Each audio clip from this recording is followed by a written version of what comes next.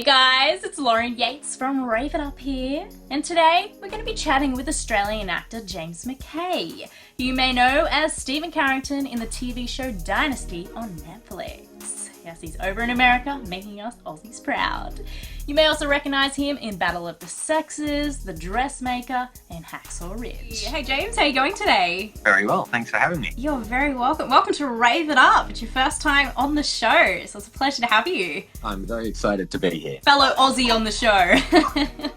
Yeah, it's nice to have a little taste of home. It's good to see you still have your Aussie accent as well. No, yeah, it hasn't disappeared yet, fortunately. And you're in London at the moment, aren't you? Are you travelling over there, or...?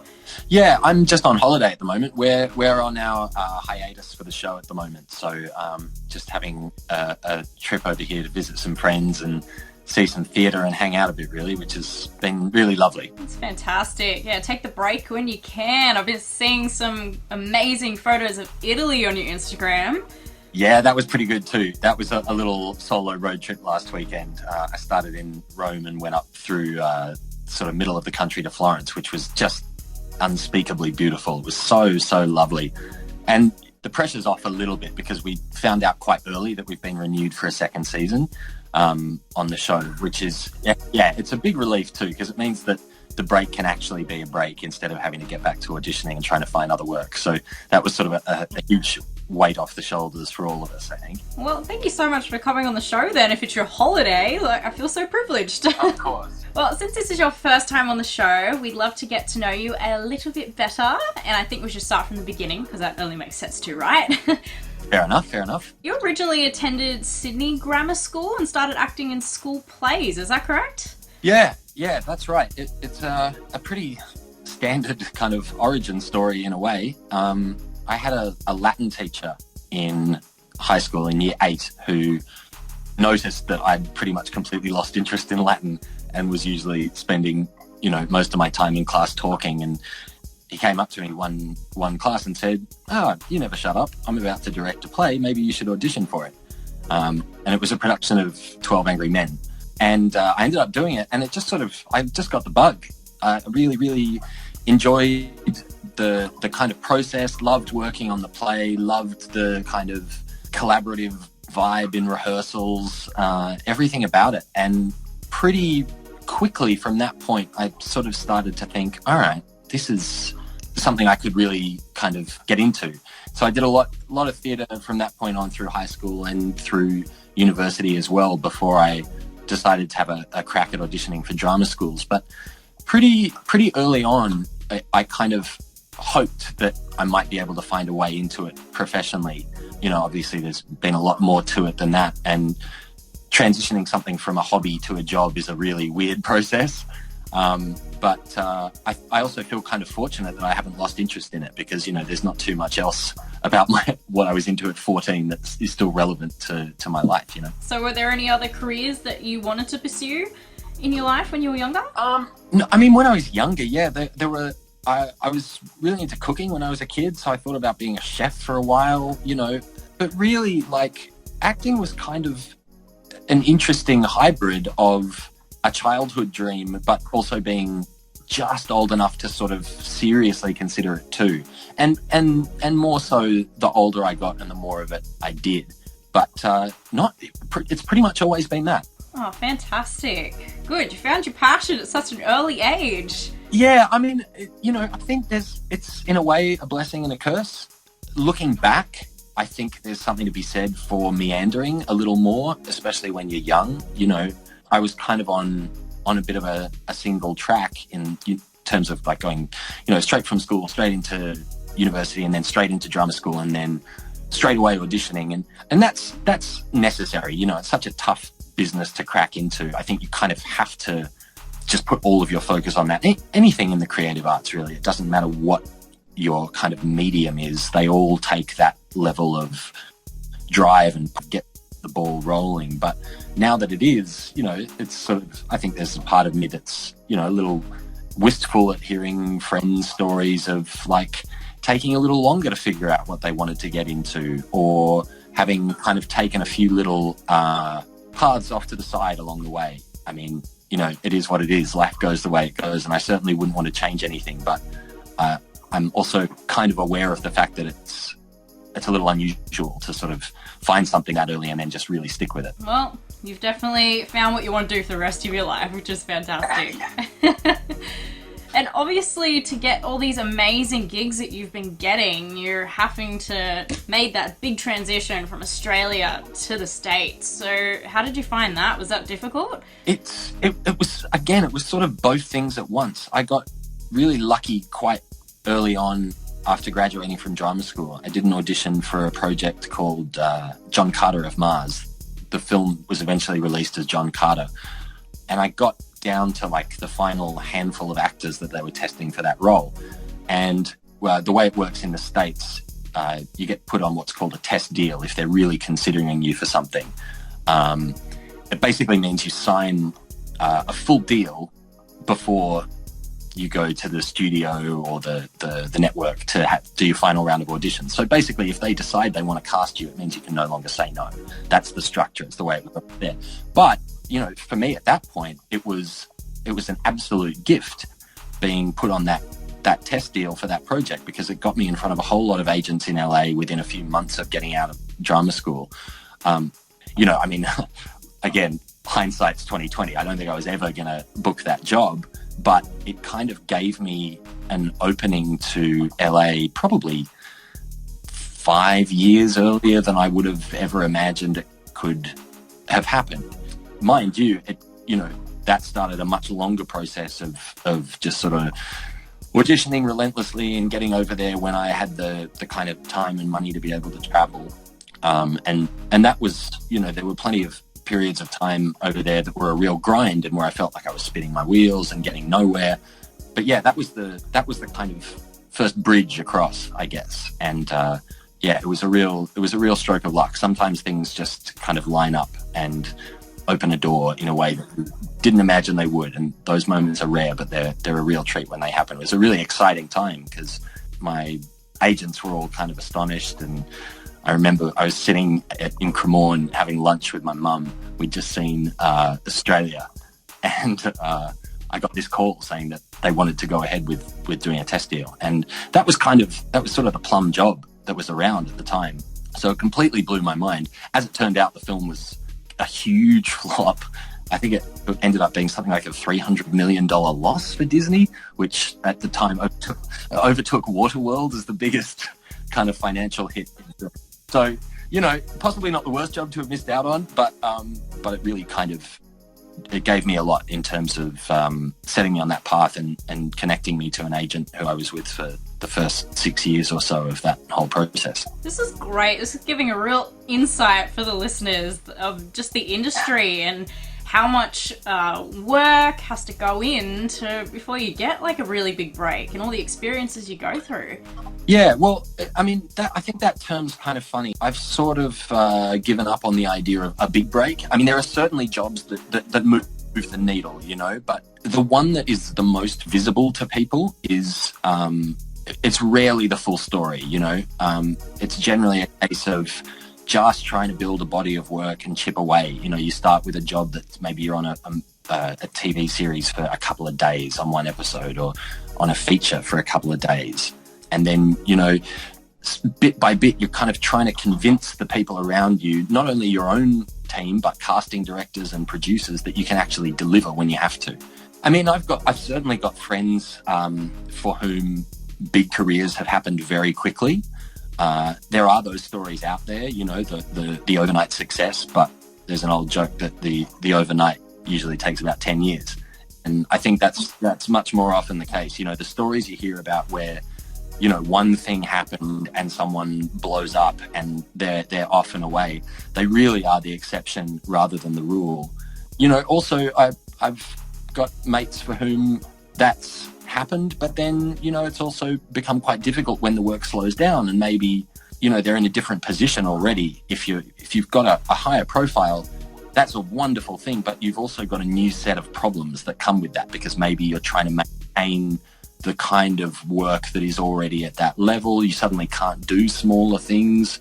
It's a really interesting dynamic in terms of negotiating where you are in the industry, where you want to be, maybe sometimes now where you don't want to be anymore. And that's where having a really solid team of representatives can be, well, it's essential. It's almost impossible to negotiate without. Wow, you've made me think about a few things, actually. I think a couple of things I've learned today that I didn't even realise.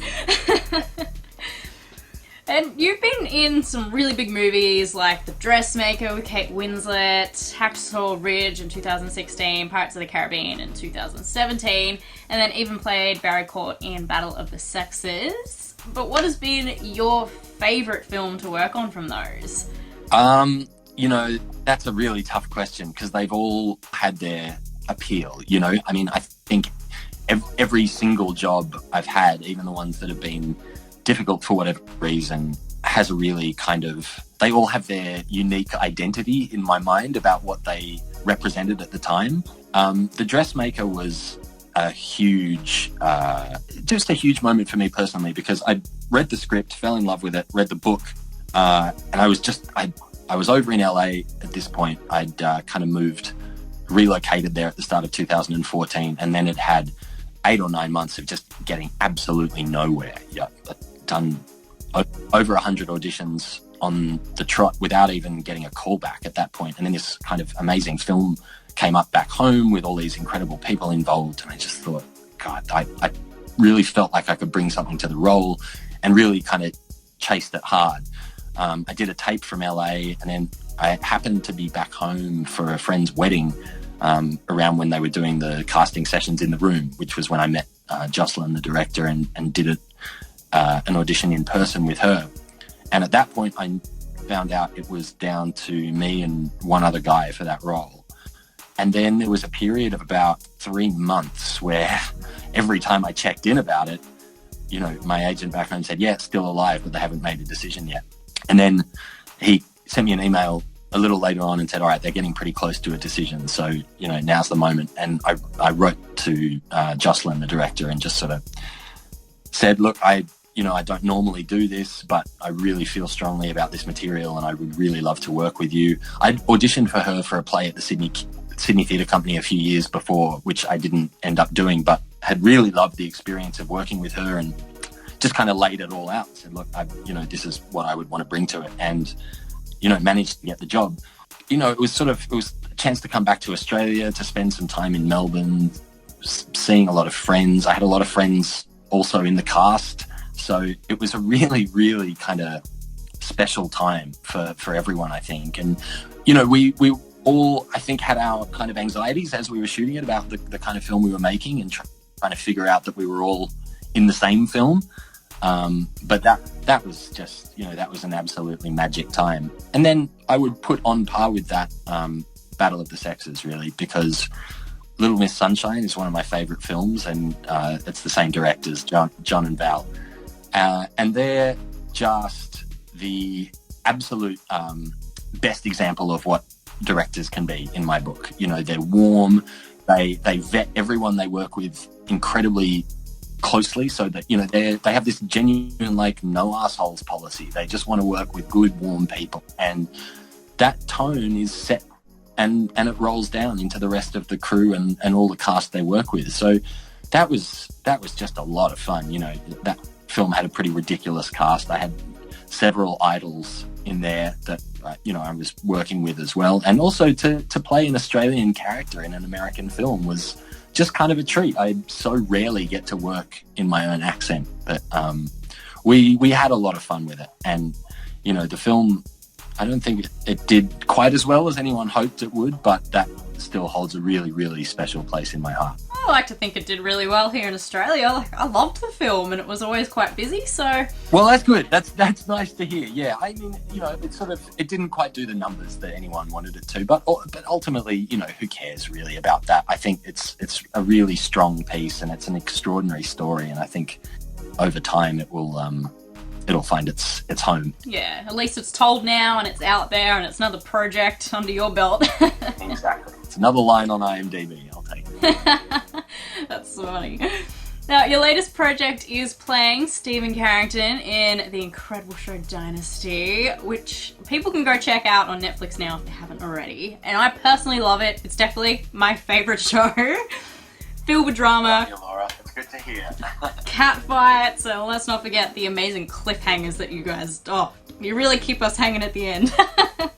Well, there's plenty more of that coming, that's for sure. Oh, good. Yay. Now, I've obviously done a lot of research on you, and I did read about your audition process for this as well. Did you want to tell everyone what happened when you got the job and, you know, didn't have your US visa ready? Yeah, this was a doozy. I mean, there's... The funny thing is, anyone that has tried to get or maintain a visa for the States has some version of this story. You know, I was basically at the end of my first visa, which I got from basically off the back of the Heath Ledger Scholarship in 2013. And so by the end of 2016, it was up. I had to leave the country anyway to renew it. So I came home for a while, and I was in Melbourne at this point, just starting to do some auditions for pilot season. And, you know, there's so many of them at that time of year, you sort of just are kind of getting through them as quickly as you can. So I sort of did the tape, sent it off, didn't think much about it. And then they came back and said, well, you know, they're actually sort of looking at you quite seriously for this. So I went up to Sydney, and I've got put on another test deal for it, like I was, you know, talking about before. But normally with a test deal, you have to go into the room for studio and network executives and do your final audition for them, which is a truly, truly awful process. But at this point, we checked on my visa, and they said it was still 4 to 12 weeks away. So I flew up to Sydney and did a work session via Skype with the director of the pilot and the producers. And we sort of basically did the live audition that you would normally do, but taped it from Sydney. And they used those tapes for my studio and network test instead of me being in the room, which doesn't normally happen, but it was a big relief to not have to kind of go through that, because you sort of, you know, you're going into an office with anywhere from maybe 10 to 30 executives who are kind of just watching what you're doing, but you're with the other guys that are up for the same role too over the course of this whole week. It's a very, very strange dynamic. And I was kind of glad to just be able to go, well, there's legally no way I can get back to the States. Anyway, then I got the job. We checked on the visa again. It was still weeks away. So CBS paid that you can pay a fee to expedite. So it's essentially bribery, I guess, but it meant that I got it in 2 days instead of 12 weeks. Oh, thank goodness. At that point, well, somewhat, but then the other stage of the process is that you have to go into the consulate and do your final interview, you know, to get the visa actually in your passport. And there were no consulate appointments in Sydney or Melbourne until after the first day of shooting on the pilot. There was only one, and it was in Perth. So I flew from Melbourne to Perth, did my consulate interview there, got the visa, but then had to just wait for 2 days until I actually had the passport and the visa back in my hand. By this point, I'd missed the table read for the pilot as well. And they definitely had a list of recasting at this point, because particularly the executives were a little anxious about that. We haven't tested this guy. We haven't seen him in the room with anyone. He hasn't been at the table read. So I got the visa, flew straight from Perth to Sydney to LA to Atlanta, which took about 33 hours, and arrived the Friday before we started shooting the following week. Oh my goodness. Talk about stressing everyone out. That was, I've apologized repeatedly for whatever blood pressure issues I caused everyone on our end of things, but mercifully it worked out. And this, you know, I guess this is what I was alluding to before. Sometimes things just happen quite elegantly. And, you know, of all I think I'd probably done 7 test deals over the years previously to this one, and this was the first one that actually landed in a job. So, you know, it was a huge, huge relief. I mean, honestly, I was sitting in Perth waiting to get the visa back, thinking, this is how I'm going to lose this job. That's what it's going to be this time. There's always something like there's no way this is going to work out. But mercifully it did. Well, I'm a big believer that everything happens for a reason, and I totally believe you were meant to be Steven Carrington.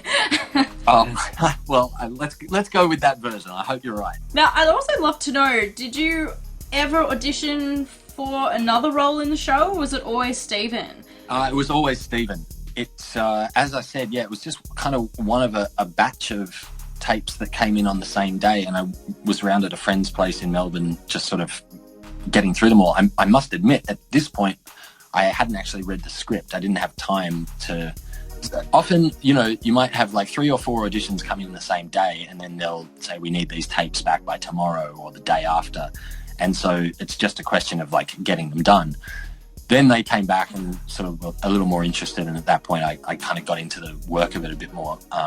But yeah, it was, occasionally that what you're describing will happen. They might test you, audition you for one role and then think, well, that's not quite right. But maybe this one. That's happened a few times over the years. And in my experience, it generally doesn't kind of end that well, because they're looking for a very specific framework of characters.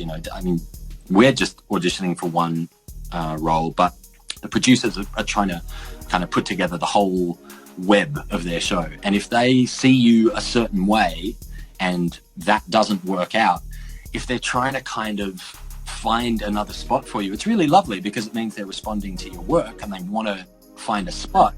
But it can end up being a bit of a square peg in a round hole situation.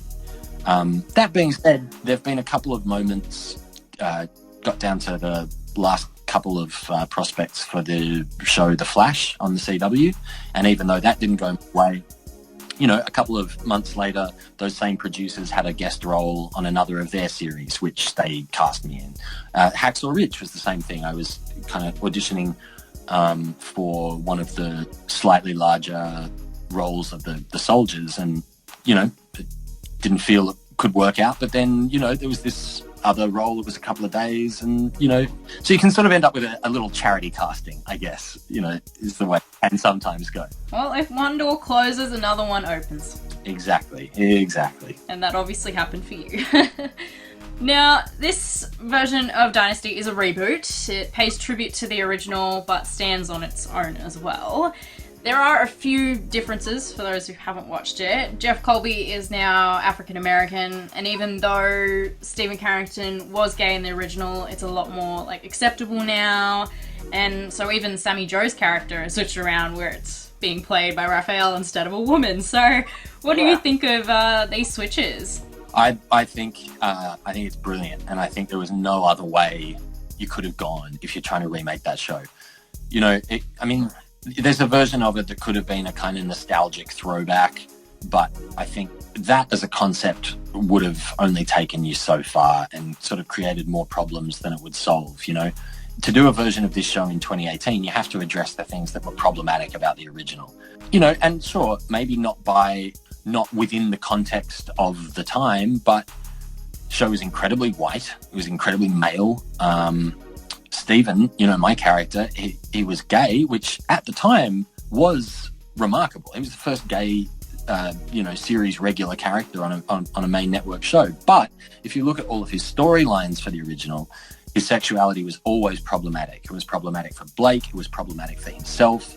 He married Sammy Joe, who was like a woman, and sort of tried to make that work. And it was constantly in this state of turmoil about it.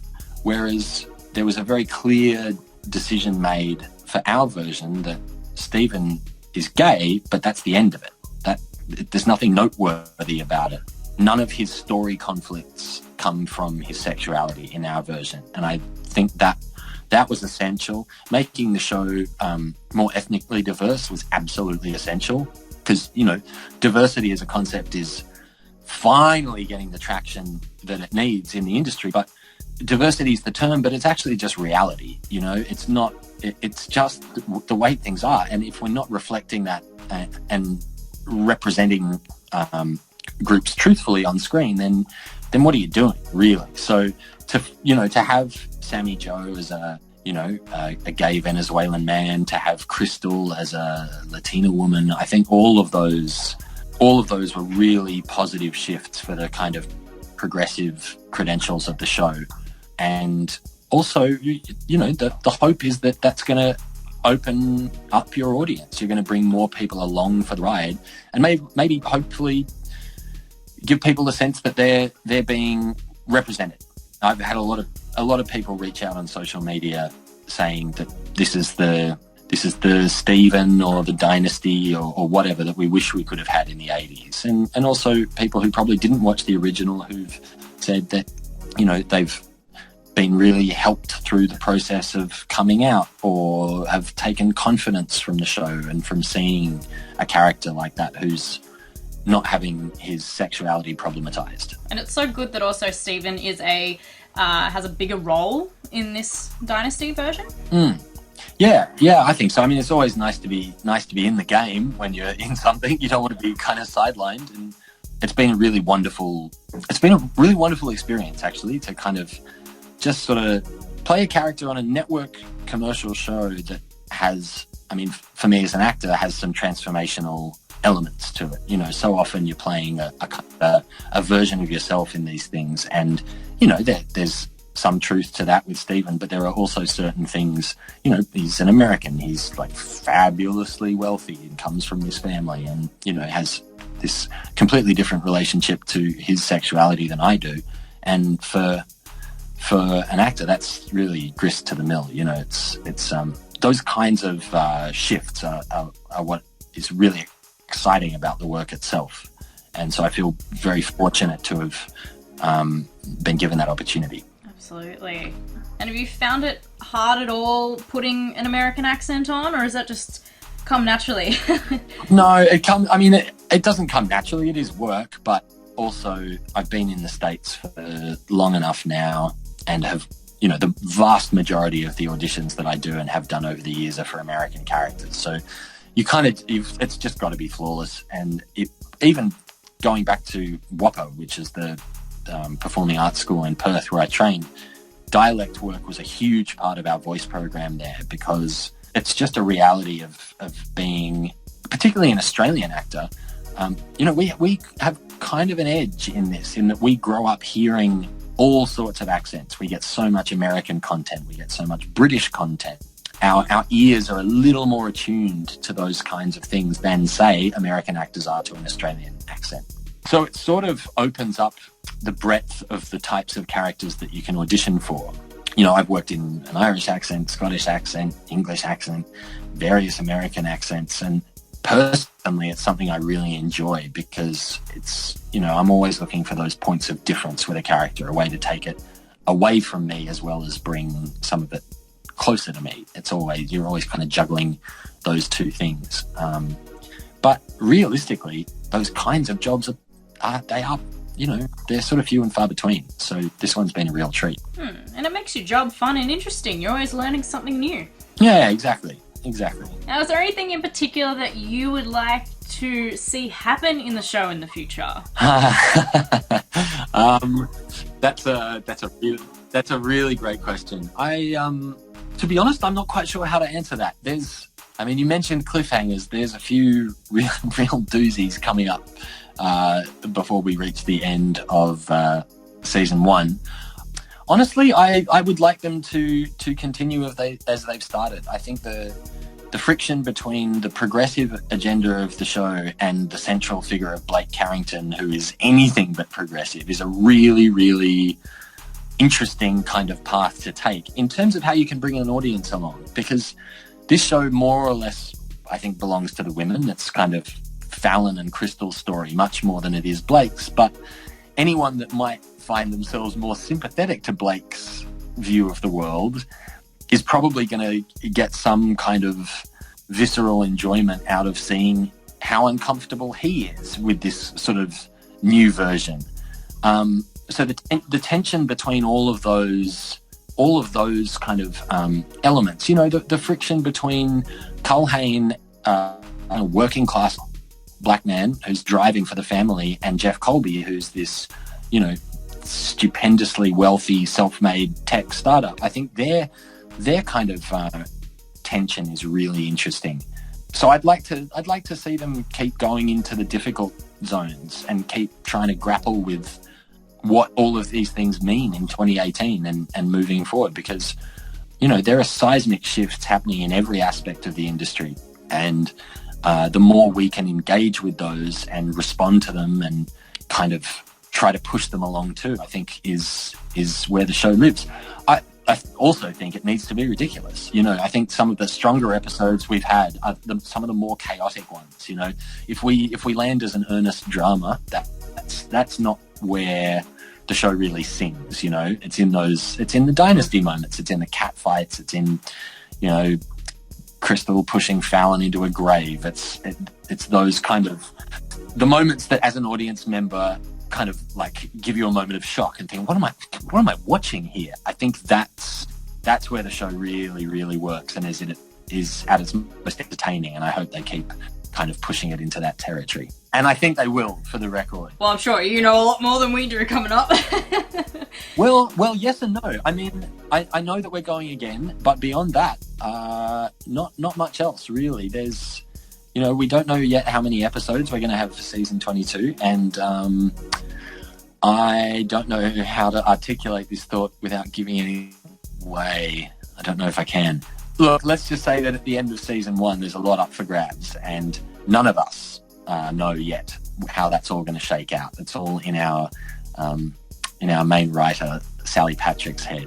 But Sally, I just have nothing but wonderful things to say about. She's an extraordinary writer and a beautiful human, and I have no doubts that whatever she's planning is going to be great. Oh, I'm so excited.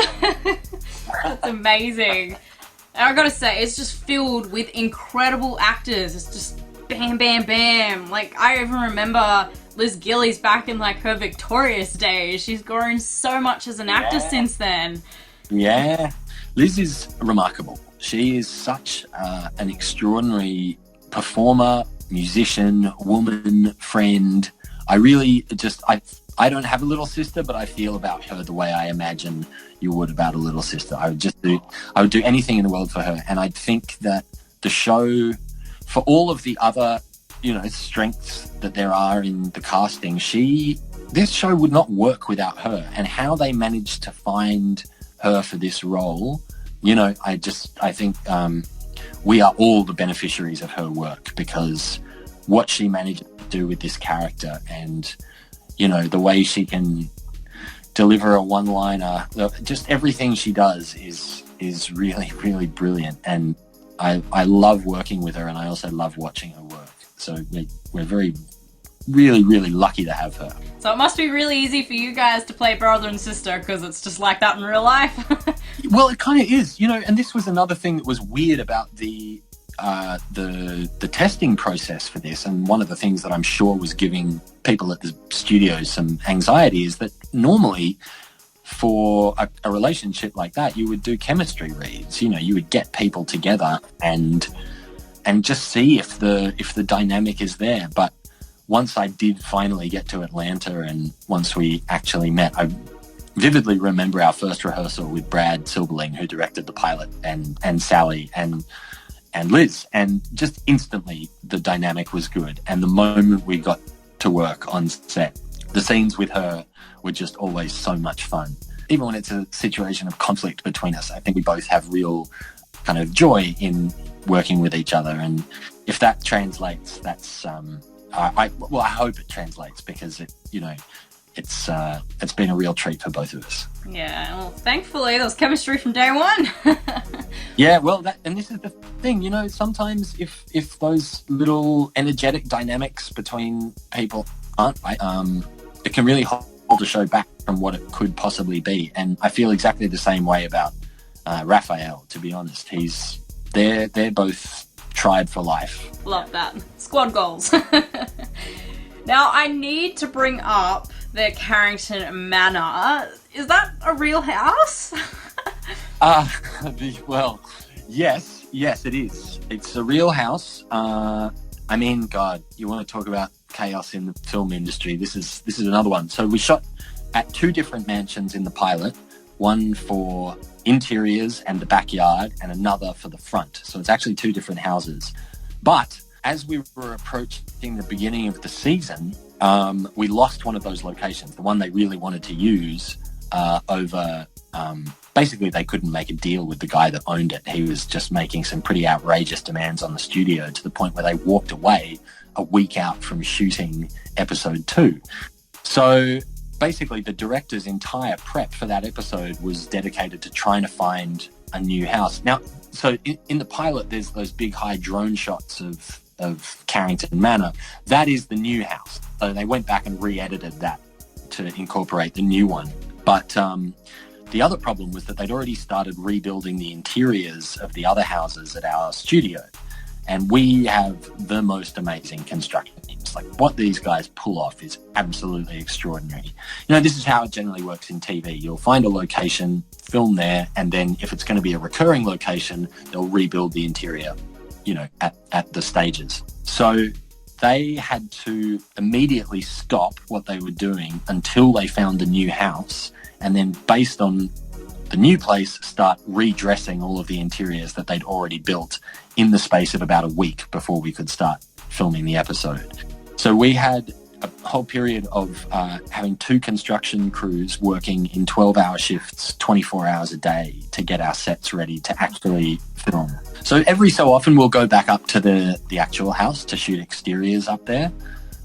It's an amazing property. So there's that main house, but it's also on an estate that has got, I think, 4 other houses on it. One of the, a couple of the kids of the couple that own it live in them. There's a baseball player that lives in one. And, you know, you've seen it. It's just sweeping grounds and that beautiful lake. And, so is that where they shoot, like, Colleen's place as well? Colleen's place is... Or Alexis's place now? Well, yeah. That's all at the stages now. So we don't really go up there that much anymore unless we really need to, because we've got pretty much all of the interiors we need at the stages now. There's not so much location work anymore, which is, you know, it's fine. It's so much easier to shoot at a soundstage because it's just such a more controlled environment. But I do love the days where we go up there. It's a place called Sugar Hill that's about an hour north of Atlanta. And it's just a very, very beautiful part of the world. When the weather's good, there's not many better places to have your office for the day, you know? Because it's very similar to the Spelling Mansion, isn't it? Yeah, I mean, it's that same kind of, you know, huge sort of epic territory. The ones that we shot at for the pilot, one used to be owned by Tyler Perry. And, you know, the scene where there's a scene where Fallon and Steven are kind of in her bedroom before Blake and Crystal's wedding, and she's sort of furious about the fact she's not going to be made COO. That was known as Oprah's bedroom, because that's where Oprah Winfrey would always stay whenever she went to visit Tyler Perry. Yeah, so go figure. That's fantastic.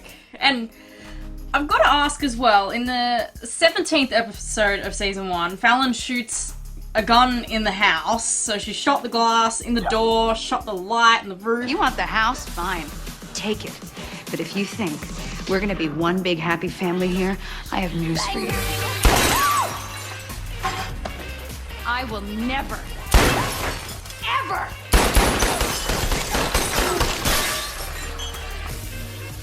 live under the same roof as you again. Was that in the studio or actually in the house? Because that's some stuff you got to fix. That was in the studio.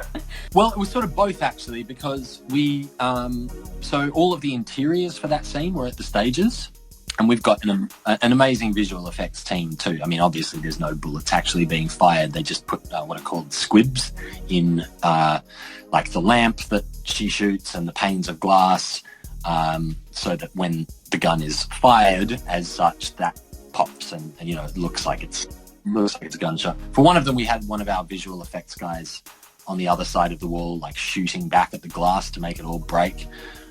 You know how that sequence sort of, it's kind of inside outside, you know, there's the whole scene in the pool, and then we all run back inside, go back out to the balcony. So we shot that on completely separate days. We're inside at the stages and then up at the mansion for all of the pool stuff. But I think that sequence cut together really well. And I think Liz did such amazing work in that. I just think she's brilliant. I'm like, gosh, she's gone crazy. See, and that's what I'm talking about. You know, in terms of like a Dynasty moment, that's That kind of stuff is where the show lives. That's what we need. Absolutely. And I'm still amazed that a lot of everything we're seeing, except for obviously the pilot, it's all in a studio. Like, the mansion's so big and the foyer's so grand, and it's like crazy to believe that that's in a studio, but... I know, it's wild. Anytime we're inside, we're at the stages. They've got a lighting rig that it's the first time it's been used. They've got this kind of bank of probably 30 or 40 LED monitors that you can program to look like any kind of day. So, you'll have this, like, you might be shooting a scene at sunset that feels like you're at the end of the day for 6 hours or whatever it takes to shoot. And so that, they've just, this crew that we've got and the resources that we have on this show is pretty astonishing, in terms that they're able to pull all of this stuff. Well, I'm really glad I got to ask all these questions, because we're all just going to go watch Dynasty now and, pick up all these things and just be amazed even more than we already are. Well, the best case scenario is that even if you're looking for them, you won't see the difference, and I think that's kind of what's remarkable about filmmaking, is that it's such a cheat, it's such an elaborate lie. It's so sneaky. There's always a trick for everything. And when it comes together, it's pretty magic. It's another insight for everybody. So if people haven't checked it out yet, they have to. They will not regret it, because, it quickly became my favourite show. Well, it's very nice to hear. And even though you've already achieved so much in your career, James, what else can we expect from you in the future? Obviously, you've got season 2 of Dynasty, but is there some other things happening in your life? Not at the moment. I'm pretty much full-time on the show. To be honest, I will be as surprised as anyone else to see what comes next, because, the moment I'm available again, it'll go back to the usual pattern of auditions coming in and you do the tapes, you do the auditions, and then every so often one lands, and you can never really predict what that's going to be. My dream scenario would be to get into a position where I could curate the work I was doing a little more and had choice of a few projects. I'm not there yet. I may never get to that point. There are plenty of actors who are in my position of just being jobbing actors. You audition, the gig comes up, you do the gig. And I sort of enjoy that aspect to it. It can get pretty stressful if you've been, however long without work. But yeah, for the moment, it's Dynasty. And I think, as I was saying, we're all, it never gets any easier to find work. So we're all very glad and very grateful to have this one ongoing for the time being. As to how long it'll go for beyond here, it's sort of impossible to predict, really. We're lucky in the sense that we're a CW show in the US, but we go out internationally as a Netflix original. So that just hugely expands. I think we're going to be in 188 countries eventually. So that obviously expands the audience. And Netflix famously doesn't release any data about their deals or ratings or any of that sort of stuff. But as long as they're still backing the show, I think we'll stay on the air. Yeah, well, it just depends who's viewing it. So everyone go check it out. Exactly. Take a friend. Start at the beginning. No cheating. Exactly. The more you watch it, the longer James is in the job. Yeah, so please do me a favour. Now, James, I also would love to know, do you have any advice for the listeners who might want to follow their dreams of becoming an actor? Yeah, I do. If you're serious about it, do everything. Do everything you can. Train, take class, do short films, do independent theatre. Just find any way to practice the craft of what you're actually doing. It takes a lot of work, and it can be a little crushing sometimes when you're putting all that work in and getting nothing back from it.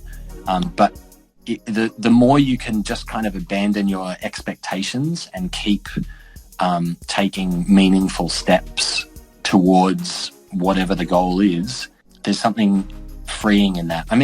Look, before this job happened, my family were all hitting a point of like, okay, so what else are you going to do? Because even those jobs you mentioned, like working on things like Battle of the Sexes or Pirates, they're quick jobs. Unless you're like the lead or one of the significant leads in a film, you might only be there for a few days, and that's not enough to kind of sustain things.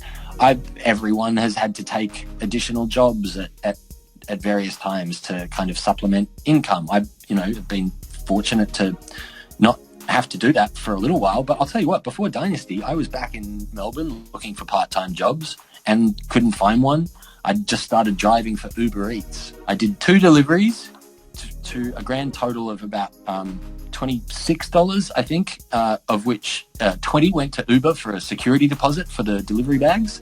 So I have a payslip from them for $6.13, I think it was. And then, the week after that, I found out I'd booked a pilot.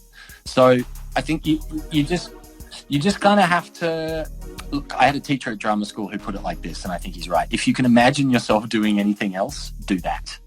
If you can't imagine yourself doing anything else, then just keep going, because the opportunities do come. And I think the only time you run into real difficulty is if you're sort of comparing yourself to some, and this is so hard not to do. We all fall victim to it at various times. But if you're trying to mark your progress according to someone else's, that can be a little dangerous too. Because if you've got a mate who suddenly has a huge opportunity, and you're thinking, well, why haven't I done that? If you're making, if that's feeling like a problem with yourself, then that's really hard territory to move through. So my advice is walk your own path. Work really hard and don't give up. I hope everyone takes that on board, because that was probably the best advice we've ever had for the show, so thank you. Now, we are unfortunately getting to the end of the show and the end of the interview. It's been a lot of fun, but as a closing statement, and was probably the most important question, James, knowing what you know now, what would you tell your 14-year-old self? Well, maybe for a start, kid, are you sure? Are you really sure? And then if you are sure, cool, go for it. But I think I probably could have saved myself a fair bit of angst along the way over trying not to have too many specific outcome expectations, thinking, well, why can't I get a job? Why aren't these jobs landing? What's wrong? What am I doing wrong? You're not doing anything wrong. It's just the nature of the industry. I've had years of missing out on jobs because I either look too young but seem too old, or look too old and don't seem young enough. Or you're 3 inches too tall or too short, or your eyes are the wrong. I mean, there really are a million ways to miss out on a gig that have nothing to do with your caliber as an actor. It's a difficult thing to learn, but it would probably be something in that territory, I would imagine. Well, that's good added advice for all the young listeners too. True. And before we go, James, if the listeners would like to contact you or find out what you're up to, where should they go? Instagram is probably best, at James W. Mackay, or on Twitter at JW Mackay. Good, they're like your main platforms. Well, thank you so much for coming on the show today, James. I really appreciate your time, especially since you're on holidays. It's been my pleasure. It was lovely talking to you. Oh, you're welcome. And love to have you on again in the future. You're very chatty and I love that. So let's stay in contact and we'll make it happen. When are you thinking of coming back home to Australia? Because then we could do it face-to-face. Well, this is face-to-face, but in person. That's a good point. I don't know, to be honest. I was maybe going to come back now, but that's not going to happen anymore. I'm going to stay traveling for a little while, I think. But probably the end of the year. I try to make it back for Christmas, if not before. Good. Well, keep in contact with me and we'll make it happen around then. That would be fantastic. Sounds great. Well, I hope you all enjoyed today's interview. And if you'd like to check out any of our other interviews, visit our website, raveituptv.com. All of the podcasts and videos are there for you to enjoy. But for now, thanks for watching and we'll see you next time.